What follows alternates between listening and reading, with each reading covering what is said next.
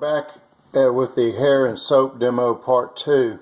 This has only been about 6 or 7 minutes since we poured in a little bit of drain punch into the hair and soap clog right straight through the standing water, and you could immediately see earlier where it lifted the soap and the hair and started to break it down. But what I wanted you to see, and why I did this second video, is to show you the dramatic effect of the reaction from the drain punch, of how this hair is all being broken apart, the soap is all being broken apart and broken down. You see it's all changing to a color of a light brown.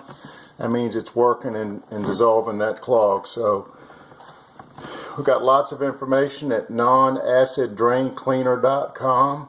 That's www.nonaciddraincleaner.com.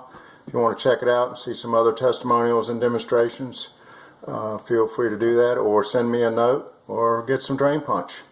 Thanks a lot. Have a great day. This would certainly help you if you're a plumber dealing with this every day. Thanks.